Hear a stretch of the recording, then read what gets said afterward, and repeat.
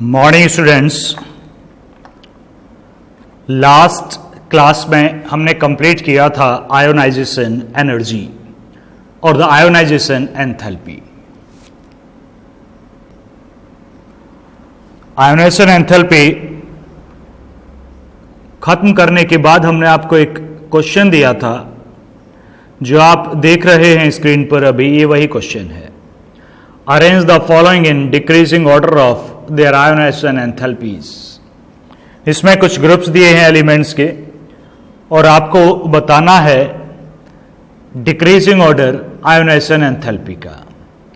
तो आंसर्स के लिए हम ये एलिमेंट्स जो हम देख रहे हैं, नाइट्रोजन, ऑक्सीजन, फ्लोरीन, नियोन, ये मोस्टली सेकेंड पीरियड या फिर थर्ड पीरियड से बिलोंग करते हैं। तो हम सेकेंड पीरियड और थर्ड पीरियड को लिख लेते हैं ताकि करने में आसानी हो। नीचे लिख रहे हैं, सेकेंड से स्टार्ट करते हैं। Lithium, beryllium, boron, carbon, nitrogen, oxygen, fluorine, neon. 8 element है। सेकेंड पीरियड कंप्लीट है। लिथियम एटॉमिक नंबर 3 से लेकर नियोन एटॉमिक नंबर 10 तक। नेक्स्ट लेते हैं नेक्स्ट पीरियड, सोडियम,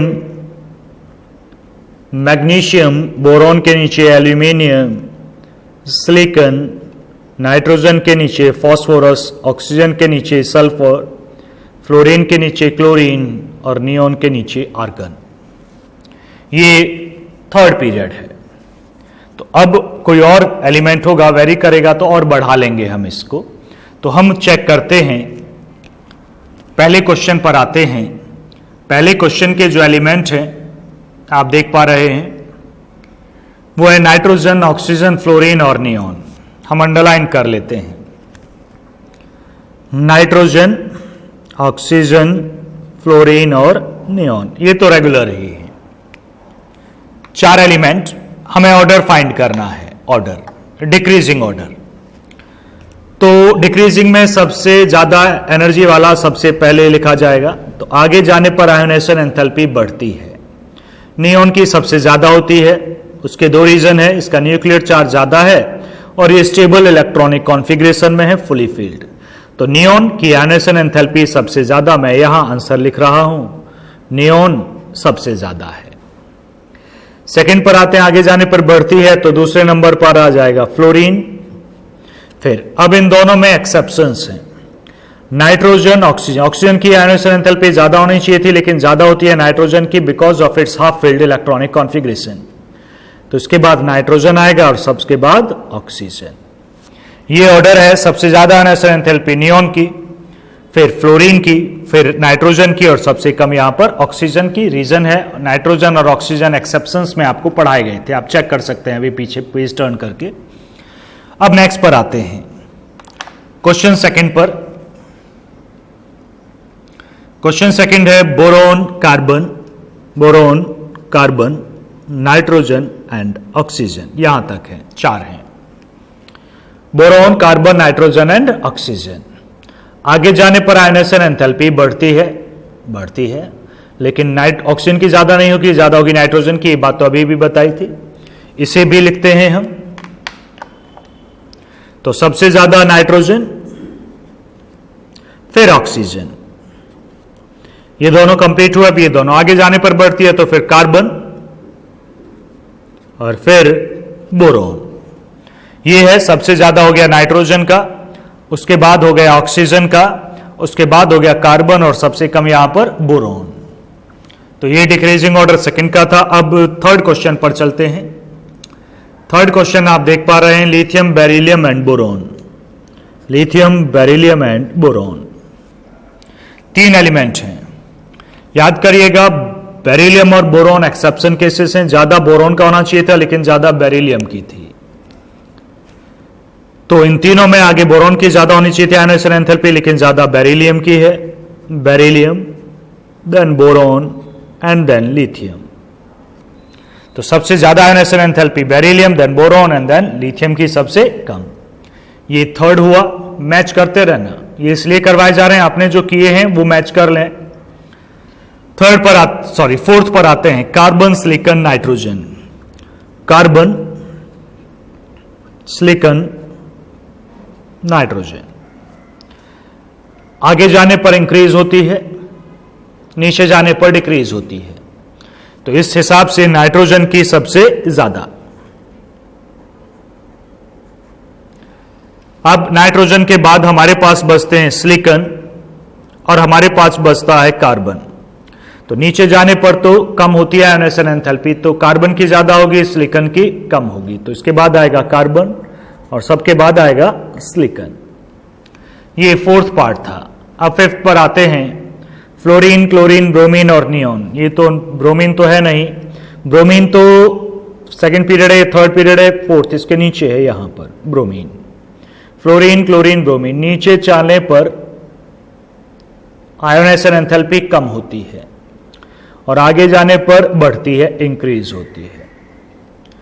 तो इस हिसाब से सबसे ज्यादा है नियोन की, उसके बाद फ्लोरीन, फिर क्लोरीन, फिर ब्रोमीन। ये ऑर्डर होना चाहिए, सबसे ज्यादा नियोन की, फिर फ्लोरीन की, फिर क्लोरीन की और फिर ब्रोमीन की, सबसे कम ब्रोमीन की।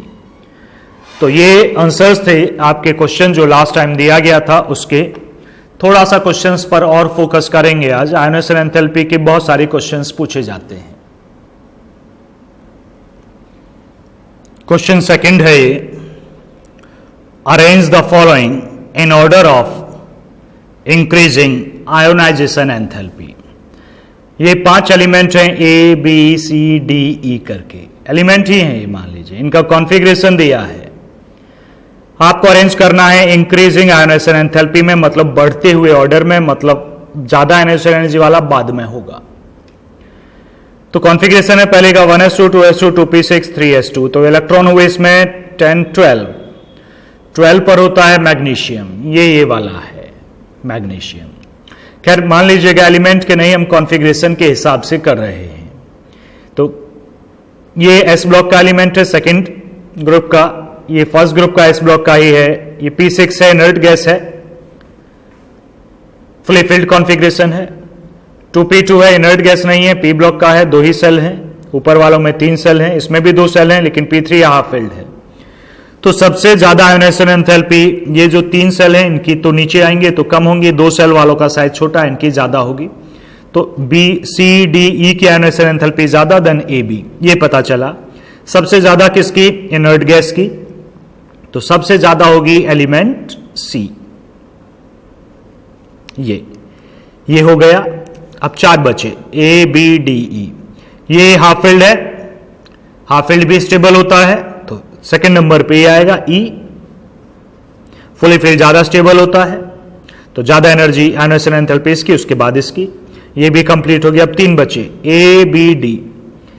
ये 2 सेल हैं, ऊपर वाले 3 सेल हैं, तो डी की एनर्जी ज्यादा होगी ए बी से, तो ये भी हो गया। अब ए और बी बचा है।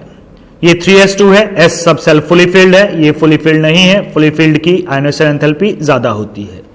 तो उसके बाद आएगा ए और सबके बाद आएगा बी। ये ऑर्डर है। इस ऑर्डर को हम एलिमेंट में बदल कर भी कर सकते थे, कॉन्फ़िगरेशन ना देखते हुए। कैसे? इसका एटॉमिक नंबर 12 है, ये मैग्नीशियम है, ये रहा, मतलब एक एलिमेंट ये है, दैट इज ए। दूसरा देखते हैं 11 है, तो ये है 11, दैट इज बी।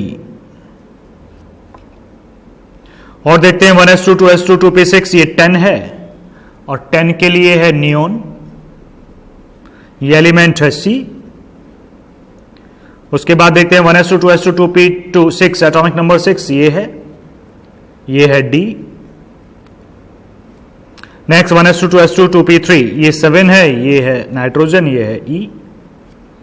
तो 2 थर्ड पीरियड के हैं और 3 सेकंड पीरियड के हैं, तो इनकी आयोनाइजेशन एंथैल्पी ज्यादा।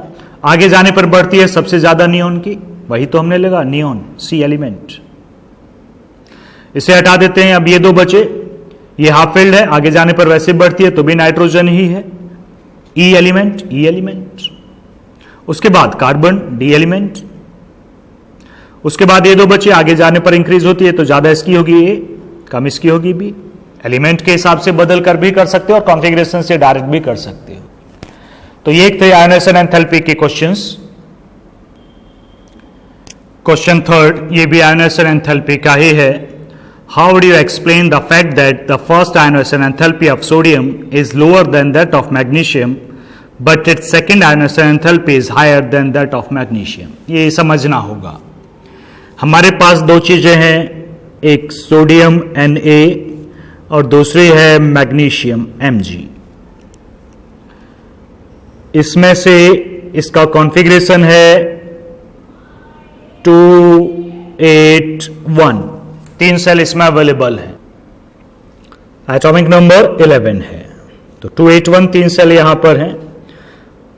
आयोनाइजेशन एनर्जी इसे फर्स्ट प्रोवाइड करी तो एक इसका इलेक्ट्रॉन निकल गया और Na पॉजिटिव ये हो गया, -1 इलेक्ट्रॉन।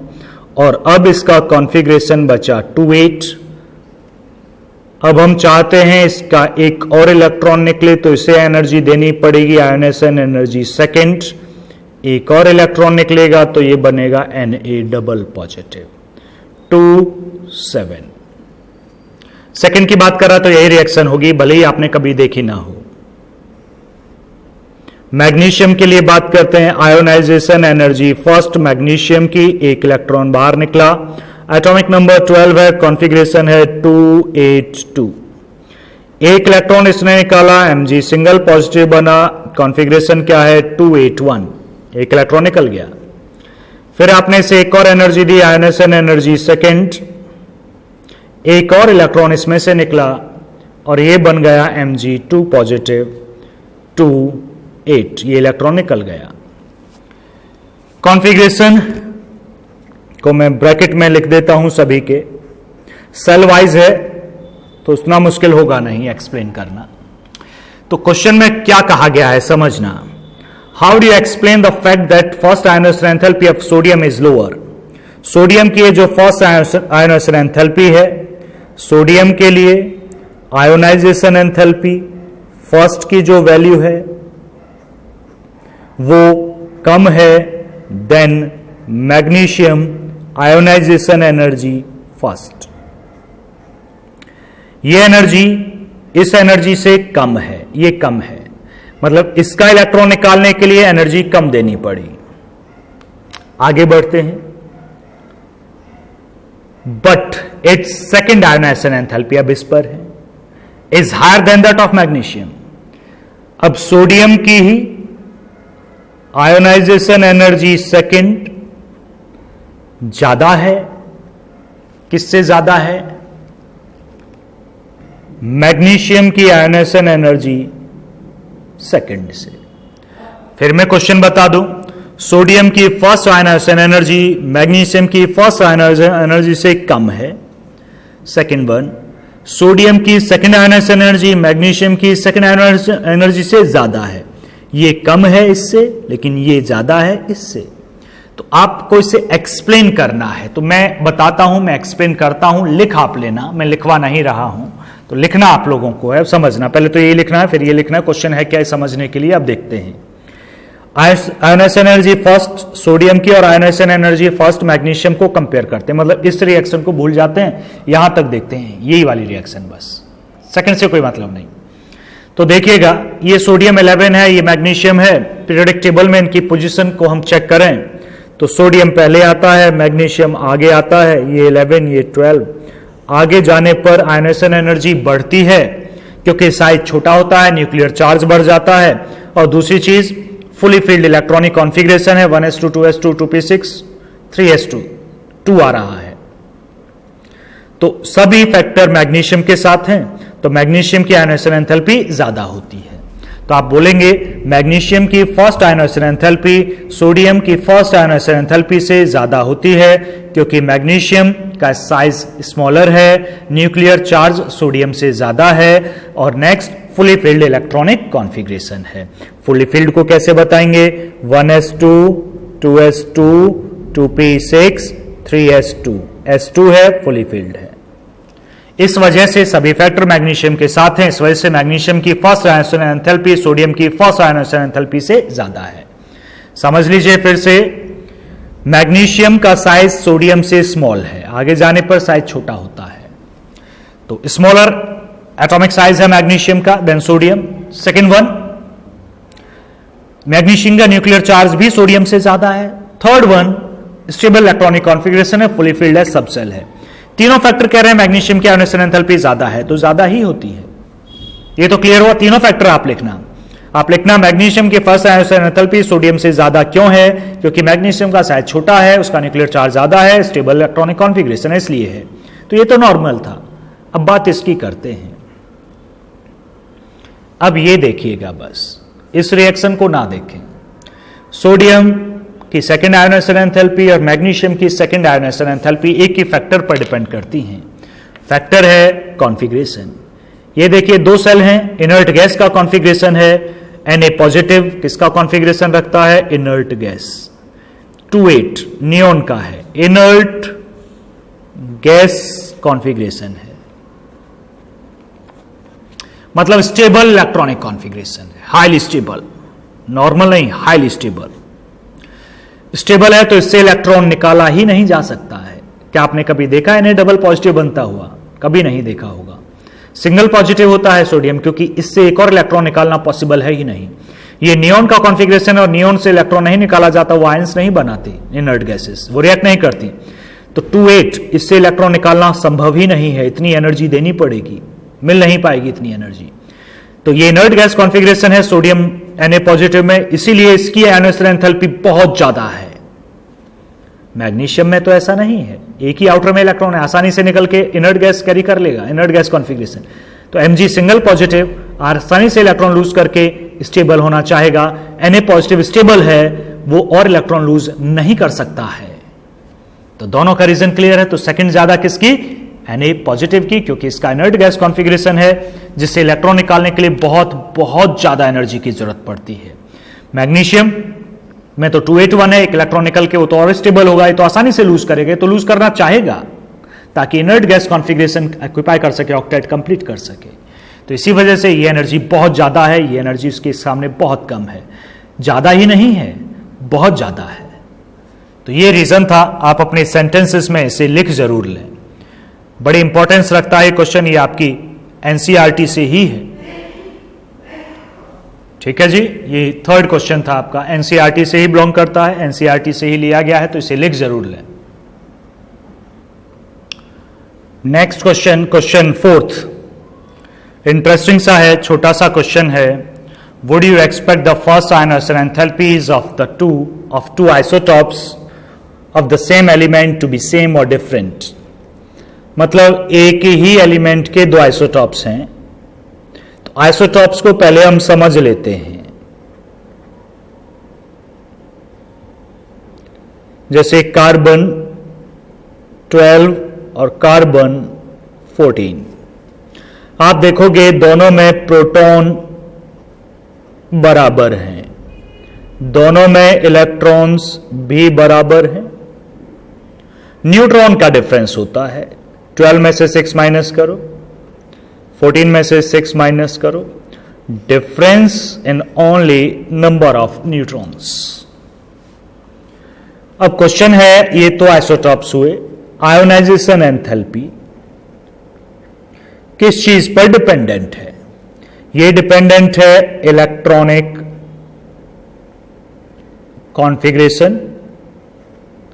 इलेक्ट्रॉनिक कॉन्फ़िगरेशन मतलब नंबर ऑफ इलेक्ट्रॉन्स पर डिपेंडेंट है, दोनों में बराबर हैं जी, इलेक्ट्रॉन 6 इलेक्ट्रॉन 6। दूसरे किस पर डिपेंडेंट है? Nuclear charge.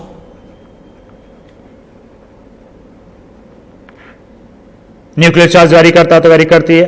न्यूक्लियर चार्ज के हिसाब से देखते हैं, न्यूक्लियर चार्ज मतलब न्यूक्लियस का चार्ज मतलब नंबर ऑफ प्रोटॉन्स, वो भी बराबर है।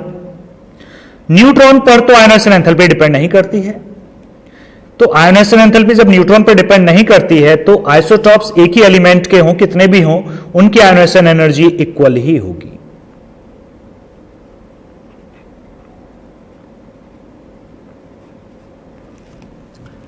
तो ये दोनों ही आइसोटॉप्स, एक ही एलिमेंट के सभी आइसोटॉप्स की आयोनाइजेशन एंथैल्पी बराबर ही होगी। कारण है आयोनाइजेशन एंथैल्पी इलेक्ट्रॉनिक कॉन्फ़िगरेशन पर डिपेंड करती है, न्यूक्लियर चार्ज पर डिपेंड करती है, और आइसोटॉप्स का न्यूक्लियर इलेक्ट्रॉनिक कॉन्फ़िगरेशन और न्यूक्लियर चार्ज बराबर होता है।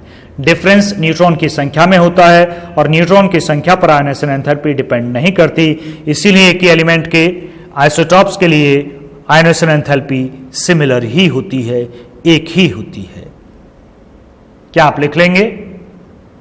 उसी तरह लिखना, पहले आइसोटॉप्स बताना, फिर नीचे लिखना ionisation enthalpy depends upon the electronic configuration bracket में number of electrons and nuclear charge bracket में नंबर ऑफ प्रोटॉन्स। ठीक, और दोनों आइसोटॉप्स के नंबर ऑफ इलेक्ट्रॉन्स बराबर हैं, नंबर ऑफ प्रोटॉन्स भी बराबर हैं, इसलिए दोनों आइसोटॉप्स की आयोनाइजेशन एंथैल्पी बराबर है। ये क्वेश्चंस थे, कुछ मैंने डिस्कस कर लिए। अब हम अगले टॉपिक पर चलेंगे, इलेक्ट्रॉन गेन एंथैल्पी पर। थर्ड प्रॉपर्टी होगी ये, थर्ड पीरियोडिक प्रॉपर्टी। एक बार देख लीजिएगा, चेक करिएगा, पीरियोडिक प्रॉपर्टीज हम पढ़ रहे हैं। हमने एटॉमिक रेडियस पढ़ ली थी, पहले हो गया था कंप्लीट। सेकंड, हमने आयोनाइजेशन एंथैल्पी भी पढ़ ली है, ये भी टिक लगा देता हूं। अब जो हम पढ़ने जा रहे हैं वो है इलेक्ट्रॉन गेन एंथैल्पी, और उसके बाद होगी इलेक्ट्रोनेगेटिविटी और यूनिट एंड हो जाएगा। तो अब हम स्टार्ट करते हैं electron gain enthalpy. Next heading है हमारी इलेक्ट्रॉन गेन एंथैल्पी। समझना होगा इसको। मान लेते हैं एक एटम है हमारे पास, बहुत सारी सेल हैं, मैंने बस आउटर मोस्ट ही दिखाई है। ये इलेक्ट्रॉन है, कहीं दूर बाहर इलेक्ट्रॉन है। तो इस एटम ने इस इलेक्ट्रॉन को अपनी तरफ अट्रैक्ट कर लिया। ये नहीं कि इसकी सेल खाली है, मैंने आउटर मोस्ट सेल ही दिखाई है बस, जिसमें इलेक्ट्रॉन गेन किया गया, अंदर भी सेल हैं इसके। तो इलेक्ट्रॉन गेन करने के बाद एनर्जी रिलीज होगी, और जो एनर्जी रिलीज होगी इसी को बुलाते हैं इलेक्ट्रॉन गेन एंथैल्पी। ये एक एक्सोथर्मिक प्रोसेस है। कंडीशन है ये एटम अकेला हो, मतलब आइसोलेटेड, और गैसियस स्टेट में हो। आइसोलेटेड गैसियस एटम जब किसी इलेक्ट्रॉन को अपने आउटर मोस्ट शेल में अट्रैक्ट करता है तो जो एनर्जी रिलीज होती है उसी को बुलाते हैं इलेक्ट्रॉन गेन एंथैल्पी। एंथैल्पी का जो सिंबल है वो डेल्टा एच है, दैट इज एंथैल्पी। तो इलेक्ट्रॉन गेन है तो यहां लिखते हैं ई, और ये जी, ई है ये, बाय आई नहीं है, ई जी, मतलब इलेक्ट्रॉन गेन। लीजिए मैं थोड़ा बड़ा लिख देता हूं symbol, delta E G H. तो delta H enthalpy, E electron gain, delta H enthalpy. Enthalpy जब एनर्जी एब्जॉर्ब होती है तो एंडोथर्मिक प्रोसेस होता है, तो डेल्टा एच पॉजिटिव होता है। ध्यान देना, यहां लिखता हूं, अगर एंडोथर्मिक प्रोसेस है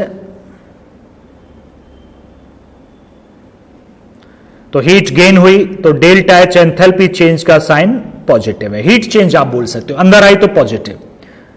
अगर एक्सोथर्मिक है तो बाहर निकली, तो डेल्टा एच का साइन इसके लिए होगा नेगेटिव। तो ये तो बाहर निकल रही है, इसलिए इलेक्ट्रॉन गेन एंथैल्पी कैसी है? नेगेटिव है।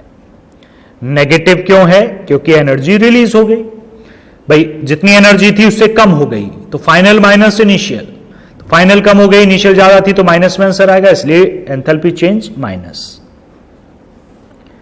तो इलेक्ट्रॉन गेन एंथैल्पी नेगेटिव है। नेगेटिव का मतलब है कि बाहर निकल रही है, एक्सोथर्मिक है, और कोई मतलब नहीं है नेगेटिव का यहां पर।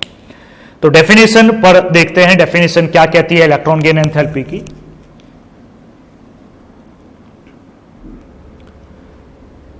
चेक कीजिएगा डेफिनेशन।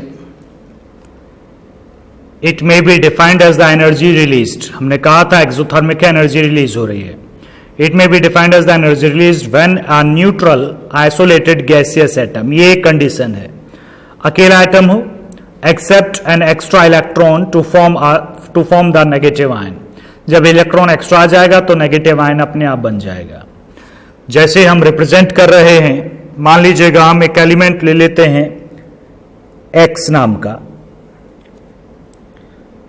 और इसने इस इलेक्ट्रॉन को एक्सेप्ट किया। ध्यान दीजिएगा, हमने नहीं करवाया, उसने अपने आप किया। कंडीशन है अकेला है और गैसियस है, तो इस पर चार्ज कैसा आएगा? नेगेटिव। चूंकि जब ये अट्रैक्शन होगा, कोई भी अट्रैक्शन कहीं भी हो रहा हो, एनर्जी रिलीज होती है, तो delta E electron G gain H enthalpy equal to negative होगी। नेगेटिव का मतलब है रिएक्शन कैसी है? एक्सोथर्मिक है। तो ये रिलीज हुई, तो जो रिलीज एनर्जी हुई उसके अमाउंट को ही बुलाते हैं electron gain enthalpy. Electron gain enthalpy वो सराउंडिंग में जा रही है। एक वर्ड और आता है कई बार, इलेक्ट्रॉन एफिनिटी एक वर्ड है।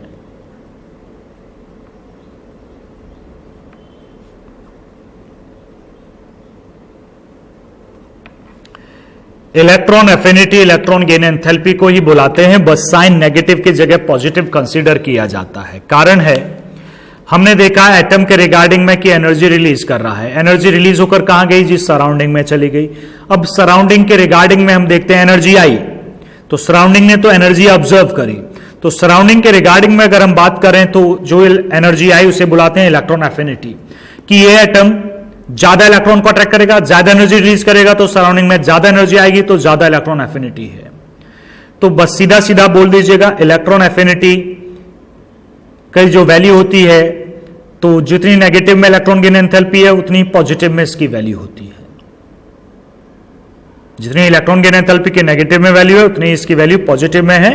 बस मान लीजिएगा एक्स एटम है, इसकी -10 थी, तो इसकी +10 होगी इस एटम के लिए, तो नेगेटिव साइन की जगह प्लस आ जाएगा। ये इलेक्ट्रॉन एफिनिटी है। तो तुम्हें नहीं पढ़नी है, सीबीएसई बोर्ड ने दी ही नहीं इलेक्ट्रॉन एफिनिटी, उन्होंने इलेक्ट्रॉन गेन एंथैल्पी को ही लिया है। बाकी अदर बोर्ड ने भी इलेक्ट्रॉन गेन एंथैल्पी को ही मेजर किया है मेनली। तो इलेक्ट्रॉन एफिनिटी बता दी जाती है कि होती क्या है।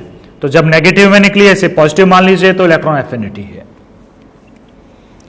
देखिएगा आगे पढ़ते हैं सक्सेसिव इलेक्ट्रॉन गेन एंथैल्पीज। थोड़ा और क्लियरिटी लाएगा ये word, successive electron gain enthalpies. Successive electron gain enthalpies का मतलब एक के बाद एक। जैसे सक्सेसिव आयनेशन एंथैल्पीज को स्टडी किया था कि एक इलेक्ट्रॉन निकाला, फिर दूसरा निकाला, फिर थर्ड निकाला, उसी तरह से यहां पढ़ेंगे। पहले एटम एक गेन करेगा, फिर दूसरा गेन करेगा, फिर थर्ड इलेक्ट्रॉन को गेन करेगा। बट ध्यान रखना है कि ये एटम इलेक्ट्रॉन को अपने आप अट्रैक्ट कर रहा था, हम अट्रैक्ट करवा नहीं रहे थे। एक न्यूट्रल एटम, जैसे कि एक एक्स है एटम है, आइसोलेटेड गैसियस एटम है, इसे एक इलेक्ट्रॉन दिखा, इस एटम ने इस इलेक्ट्रॉन को अपने आप ही अट्रैक्ट कर लिया और gaseous ion, negative ion anion बन गया। अपने आप अट्रैक्शन हो, देखो समझ लेना इस चीज को, हमेशा जहां जहां अट्रैक्शन है, कोई भी दो चीजें अगर एक दूसरे को अट्रैक्ट कर रही हैं तो वो एनर्जी रिलीज कर रही हैं। तो एनर्जी रिलीज हुई, एक्सोथर्मिक रिएक्शन है। इजी सा कॉन्सेप्ट था। एक इलेक्ट्रॉन गेन किया, इसे बुलाते हैं इलेक्ट्रॉन गेन एंथैल्पी फर्स्ट। अब एक्स नेगेटिव बन गया, ये बन गया, इसने एक इलेक्ट्रॉन गेन किया हुआ है। हाँ, अब हम चाहते हैं एक और इलेक्ट्रॉन गेन करे, तो ये अपने आप नहीं, इसने, ये न्यूट्रल एटम था, इसने अपने आप अट्रैक्ट किया। ये आयन है नेगेटिव, ये इलेक्ट्रॉन है नेगेटिव, ये आयन इस इलेक्ट्रॉन को अट्रैक्ट नहीं करेगा, ये अपने आप इसे अट्रैक्ट करेगा ही नहीं, ये अट्रैक्ट ही नहीं करेगा। दोनों सेम चार्जेस में अट्रैक्ट क्यों करेंगे? रिपेल करेंगे, ये तो रिपल्सन है। तो अट्रैक्ट करेगा नहीं, बिल्कुल नहीं करेगा, कोई रिएक्शन नहीं होने वाली है अपने आप। लेकिन हमें चेक करना है, हमें अट्रैक्ट करवाना है, तो हमने बाहर से एनर्जी हमें देनी पड़ेगी, इसे पुश करना पड़ेगा कि इस एटम के अंदर जाए। हमें बाहर से एनर्जी देनी पड़ी, चूंकि हमें एनर्जी देनी पड़ी। अब समझिएगा, हमने एनर्जी दी,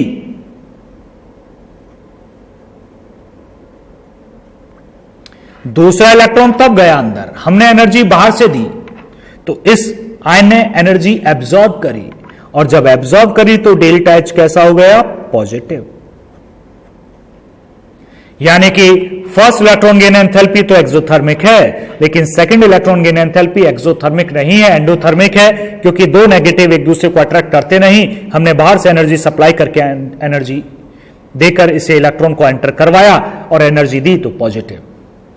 तो सेकंड इलेक्ट्रॉन गेन एंथैल्पी चाहे किसी की भी क्यों ना हो, हमेशा पॉजिटिव होती है, क्योंकि वो अट्रैक्ट नहीं करता, एनर्जी रिलीज नहीं करता। अट्रैक्शन में एनर्जी रिलीज होती है, यहां तो रिपल्सन था, उसे ओवरकम करने के लिए एनर्जी दी गई। अब थर्ड की भी बात कर लें। एक्स डबल नेगेटिव है, 2 इलेक्ट्रॉन ले चुका है, एक और इलेक्ट्रॉन, तो ये दो नेगेटिव है, नेगेटिव है, पावरफुल रिपल्सन होगा, इससे भी ज्यादा पावरफुल होगा। तो अब अगर हमें एनर्जी से सप्लाई करनी पड़ेगी तो इससे कहीं ज्यादा एनर्जी देनी पड़ेगी, तब जाके ये एंट्री मिलेगी इसे। तो जो थर्ड इलेक्ट्रॉन गेन एंथैल्पी है, थर्ड, वो पॉजिटिव ही नहीं बल्कि सेकंड से कहीं ज्यादा पॉजिटिव होगी। तो इलेक्ट्रॉन गेन एंथैल्पी थर्ड बहुत ज्यादा पॉजिटिव देन सेकंड, और इन दोनों का कंपैरिजन नहीं है, नेगेटिव है रिलीज होती है, एब्जॉर्ब होती है। तो ये थी सक्सेसिव इलेक्ट्रॉन गेन एंथैल्पीज। अब पॉजिटिव क्यों होती है ये आपसे पूछा जाएगा। Second electron gain enthalpy positive क्यों है, इसका रीजन भी लिख लीजिएगा, समझते हुए लिखना। After addition of one electron the atom becomes negatively charged. एक इलेक्ट्रॉन गेन किया, एटम कैसा हो गया? नेगेटिवली चार्ज्ड आयन बन गया। And the second electron is to be added, ये सेकेंड इलेक्ट्रॉन है जो ऐड होगा नेगेटिवली चार्ज एटम से, आयन से, sorry, to be added to a negatively charged ion.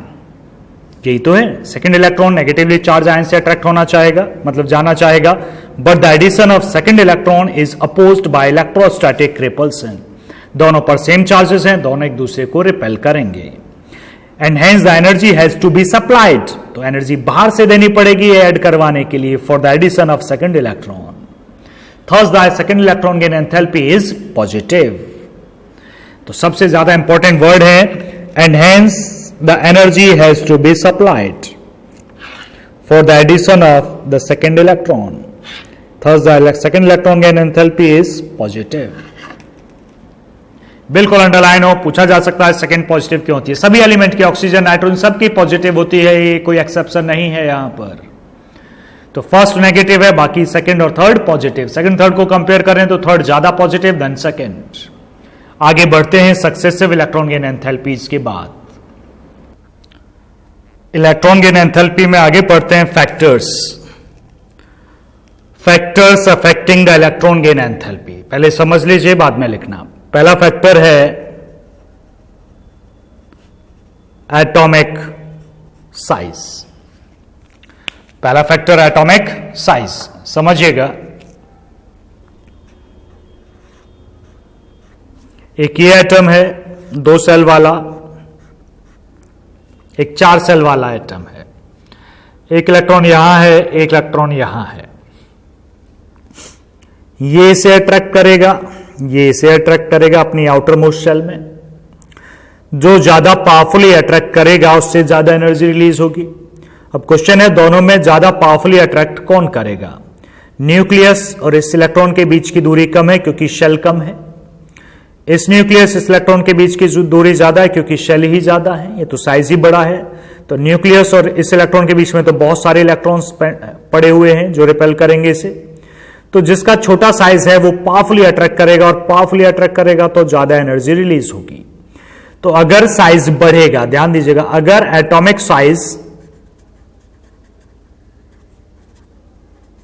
Increase होगा, बढ़ेगा, जैसे इससे ज्यादा बढ़ गया तो रिलीज होने वाली एनर्जी कम होगी, मतलब electron gain enthalpy less negative होगी। भाई निकली कम, इसका मतलब कैसी हुई? Less negative. ध्यान देना, नेगेटिव नहीं पढ़ते हैं। तो ये जो निकली ये ज्यादा नेगेटिव, ये कम नेगेटिव, क्योंकि साइज बड़ा है। तो जैसे जैसे साइज बढ़ता जाएगा वैसे वैसे इलेक्ट्रॉन गेन एंथैल्पी की वैल्यू कम नेगेटिव होती जाएगी, मतलब नेगेटिव में कम होती जाएगी, मतलब कम निकलती जाएगी।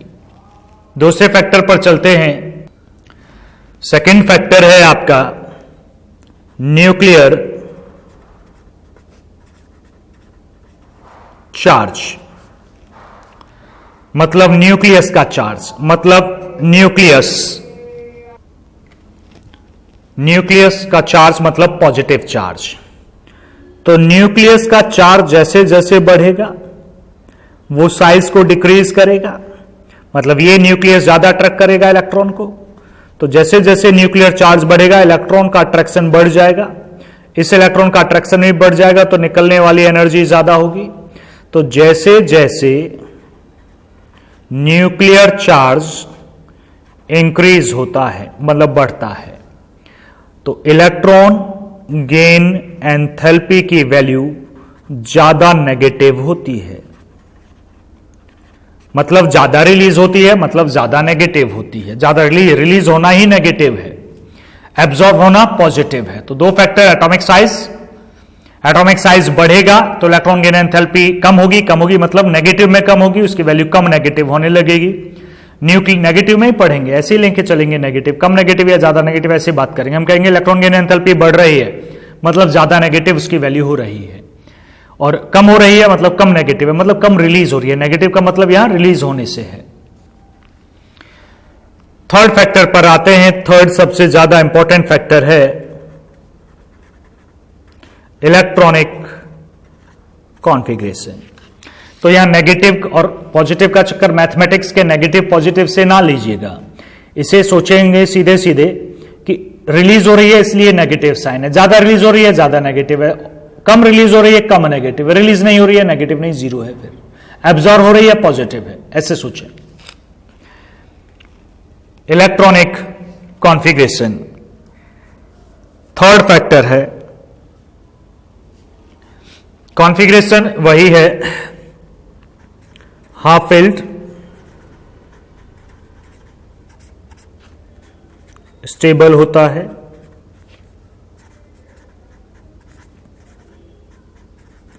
Fully filled. Half filled electronic configuration stable है, फुली फिल्ड तो और भी ज्यादा स्टेबल है। तो जो स्टेबल इलेक्ट्रॉनिक कॉन्फ़िगरेशन होते हैं वो अपने आप को बदलना नहीं चाहते, वो इलेक्ट्रॉन अट्रैक्ट नहीं करते, मतलब इलेक्ट्रॉन को गेन ही नहीं करते हैं, चाहे हाफ फिल्ड हो चाहे फुली फिल्ड हो। तो इलेक्ट्रॉन ऐड करते ही नहीं, तो इलेक्ट्रॉन गेन एंथैल्पी होनी ही नहीं चाहिए, तो होती ही नहीं है। भाई नियॉन है, इनर्ट गैस है, इलेक्ट्रॉन रख दो, फुली फिल्ड कॉन्फ़िगरेशन है, अट्रैक्ट करेगा ही नहीं, तो इलेक्ट्रॉन गेन एंथैल्पी काहे की। लेकिन हमें तो निकालनी है जी। तो जो स्टेबल है, हाफ फील्ड है या फुली फील्ड है, इलेक्ट्रॉन गेन नहीं कर रहा, तो हम बाहर से एनर्जी सप्लाई करेंगे। बाहर से हमने एनर्जी से दी ताकि ये इलेक्ट्रॉन इसके अंदर जाए, तो एनर्जी बाहर से सप्लाई की जाएगी, रिलीज नहीं हो रही है, हम दे रहे हैं, तो रिएक्शन होगी फिर एंडोथर्मिक। तो डेल्टा एच कैसा हो जाएगा, पॉजिटिव, मतलब इलेक्ट्रॉन गेन एंथैल्पी पॉजिटिव। तो ऐसे एटम्स जिनका कॉन्फ़िगरेशन हाफ फील्ड या फुली फील्ड होता है, मतलब स्टेबल होता है, वो इलेक्ट्रॉन को अट्रैक्ट नहीं करते, हमें बाहर से एनर्जी सप्लाई करनी पड़ती है एडिशनल इलेक्ट्रॉन ऐड करने के लिए। तो इनकी इलेक्ट्रॉन गेन एंथैल्पी रिलीज ही नहीं हुई, तो नेगेटिव क्यों होगी, हमने दी तो पॉजिटिव होगी, रिएक्शन एंडोथर्मिक है। तो जो भी हाफ फील्ड या फुली फील्ड इलेक्ट्रॉनिक कॉन्फ़िगरेशन आए उसमें सीधे कहिएगा कि इसकी इलेक्ट्रॉन गेन एंथैल्पी पॉजिटिव होती है। कारण है ये हाफ फील्ड या fully field electronic configuration stable है, इलेक्ट्रॉन गेन नहीं करता है। तो तीन ही फैक्टर इन्वॉल्व हैं, एटॉमिक साइज, न्यूक्लियर चार्ज, मतलब न्यूक्लियर चार्ज, एटॉमिक साइज और हाफ फील्ड और फुली फील्ड इलेक्ट्रॉनिक कॉन्फ़िगरेशन। तो तीन पर ही डिपेंड करता है इलेक्ट्रॉन गेन एंथैल्पी। तो नेगेटिव का मतलब बाहर निकलने से है और पॉजिटिव का मतलब ऐड होने, अट्रैक्ट करने से, एनर्जी देने से है। एनर्जी रिलीज हो तो एक्सोथर्मिक, एब्जॉर्ब हो तो एंडोथर्मिक। जैसे कि क्वेश्चन आएगा, जितनी भी नोबल गैसेस हैं, helium, neon, argon, krypton, xenon, radon तो रेडियो एक्टिव है, इन सब की इलेक्ट्रॉन गेन एंथैल्पी पॉजिटिव होती है। नाइट्रोजन की भी पॉजिटिव इलेक्ट्रॉन गेन एंथैल्पी होती है। इन सभी की electron gain enthalpy positive, nitrogen की भी इलेक्ट्रॉन गेन एंथैल्पी पॉजिटिव। पहले इनकी बात कर लें, इनकी इलेक्ट्रॉन गेन एंथैल्पी पॉजिटिव होती है क्योंकि इनका फुली फिल्ड इलेक्ट्रॉनिक कॉन्फ़िगरेशन है, स्टेबल इलेक्ट्रॉनिक कॉन्फ़िगरेशन है, इलेक्ट्रॉन को अट्रैक्ट नहीं करते, इसलिए बाहर से एनर्जी सप्लाई करनी पड़ेगी इलेक्ट्रॉन ऐड करने के लिए, इसलिए पॉजिटिव है। नाइट्रोजन की बात करें, नाइट्रोजन का एटॉमिक नंबर 7 है, 1s2 2s2 2p3, p में 3 इलेक्ट्रॉन्स हैं, ये हाफ फिल्ड है, हाफ फिल्ड है तो स्टेबल है, और स्टेबल है तो एनर्जी देनी पड़ेगी, तो डेल्टा एच पॉजिटिव होगा। तो ये था फैक्टर्स के बारे में। अब लिखना भी सीख लीजिएगा बिल्कुल इसी तरह, इसी पैटर्न पर चेक कीजिएगा। Factors governing the electron gain enthalpy. पहला, nuclear charge. As the nuclear charge increases the force of attraction between the nucleus and the incoming electron. Incoming उस इलेक्ट्रॉन को बोला जा रहा है जो ऐड होगा, जो बाहर से आ रहा है। तो जैसे जैसे न्यूक्लियर चार्ज बढ़ेगा, आने वाले इलेक्ट्रॉन और न्यूक्लियस के बीच का अट्रैक्शन भी बढ़ेगा। जब बढ़ेगा तो ज्यादा एनर्जी रिलीज होगी तो इलेक्ट्रॉन गेन एंथैल्पी ज्यादा नेगेटिव होगी, and hence the electron gain enthalpy लिख लीजिएगा, यहां नहीं लिखी है, एंथैल्पी बिकम्स मोर नेगेटिव। तो इलेक्ट्रॉन गेन एंथैल्पी ज्यादा से ज्यादा नेगेटिव हो जाएगी अगर न्यूक्लियर चार्ज बढ़ता है। तो न्यूक्लियर चार्ज इंक्रीज होगा तो इलेक्ट्रॉन गेन एंथैल्पी भी इंक्रीज होगी, बट इन नेगेटिव। यही बोलेंगे, इंक्रीज होगी बट इन नेगेटिव, रिलीज हो रही है इसलिए नेगेटिव साइन है। सेकंड फैक्टर पर आते हैं। सेकंड क्या है आपका? एटॉमिक साइज है। As the size of atom increases, जैसे जैसे एटम का साइज इंक्रीज होगा, बढ़ेगा, बढ़ता जाएगा, तो न्यूक्लियस और इलेक्ट्रॉन के आउटर इलेक्ट्रॉन के बीच की डिस्टेंस बढ़ती जाएगी तो अट्रैक्शन कम होता जाएगा। अट्रैक्शन कम हो जाएगा तो इनकमिंग इलेक्ट्रॉन को अट्रैक्ट करने की कैपेसिटी भी कम हो जाएगी, जिससे रिलीज होने वाली एनर्जी कम होगी। रिलीज मतलब नेगेटिव, कम होगी मतलब लेस नेगेटिव होगी। Electron gain enthalpy less negative. अब समझिए, लिख भी लीजिएगा। As the size of atom increases, the distance between the nucleus and the last cell which received the incoming electron increases। देखो डिस्टेंस बढ़ गया लास्ट सेल और न्यूक्लियस के बीच। as a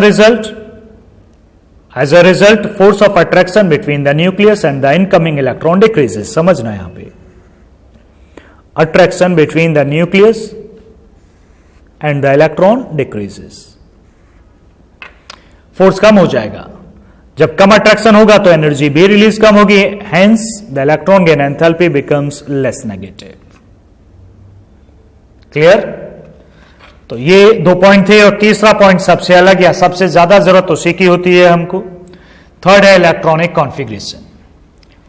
सबसे ज्यादा इंपॉर्टेंस तो वैसे सभी रखते हैं, ये उससे भी ज्यादा है। Elements having exactly half filled और fully filled orbitals are very stable.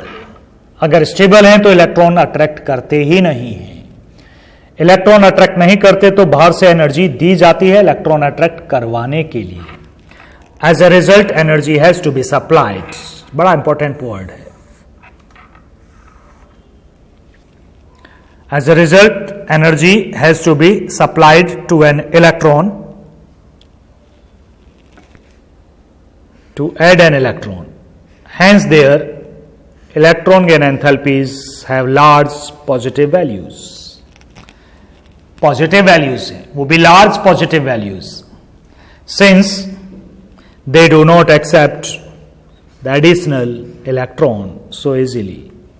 क्योंकि इलेक्ट्रॉन को अट्रैक्ट करते ही नहीं है, इसलिए बाहर से एनर्जी देनी पड़ती है ताकि इलेक्ट्रॉन अट्रैक्ट हो सके, इलेक्ट्रॉन को अंदर डाला जा सके। तो ये कुछ फैक्टर्स थे। हमने जाना इलेक्ट्रॉन गेन एंथैल्पी क्या है, ये पीरियोडिक प्रॉपर्टीज का थर्ड पॉइंट था। एटॉमिक साइज हमने पढ़ लिया है। सेकंड हमने आयोनाइजेशन एंथैल्पी भी पढ़ लिया। अब हम थर्ड पर हैं, इलेक्ट्रॉन गेन एंथैल्पी पर। तो इलेक्ट्रॉन गेन एंथैल्पी क्या होती है ये हमने देखा। सक्सेसिव इलेक्ट्रॉन गेन एंथैल्पी हमने देखी।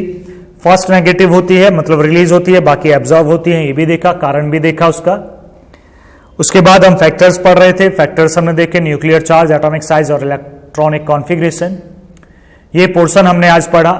अब हम आगे पढ़ेंगे इसमें variation of electron gain enthalpy, समझ लीजिएगा, variation of electron gain enthalpy in periodic table, मतलब पीरियड में आगे जाने पर और ग्रुप में नीचे जाने पर इलेक्ट्रॉन गेन एंथैल्पी कैसे वेरी करती। जैसे आयनाइजेशन एटॉमिक साइज कम होता था पीरियड में, आयनाइजेशन एंथैल्पी बढ़ती थी पीरियड में, इलेक्ट्रॉन गेन एंथैल्पी कैसे काम करेगी ये पढ़ेंगे। वैसे ही ग्रुप में नीचे जाने पर क्या होगा, एटॉमिक साइज तो बढ़ता था, आयनाइजेशन एंथैल्पी कम होती थी, इलेक्ट्रॉन गेन एंथैल्पी कैसे वर्क करेगी ये पढ़ेंगे। ये वेरिएशन होगा। वेरिएशन के बाद जैसे आयनाइजेशन एंथैल्पी में एक्सेप्शंस थे, इसमें भी कुछ एक्सेप्शंस होंगे। और इसे पढ़ने के तुरंत बाद आ जाएगी आपकी इलेक्ट्रोनेगेटिविटी, वो छोटा सा पोर्शन है, यानी कि आज के बाद एक टॉपिक, एक लेक्चर और लगेगा और आपका ये मेरे हिसाब से पूरी यूनिट आपकी खत्म हो जाएगी। तो आज हम यहीं तक पढ़ेंगे। Variation of electron gain enthalpy हम नेक्स्ट क्लास में स्टडी करेंगे। तो ये कुछ क्वेश्चंस हैं और कुछ क्वेश्चंस देख लीजिएगा, क्वेश्चंस रिक्वायर्ड है।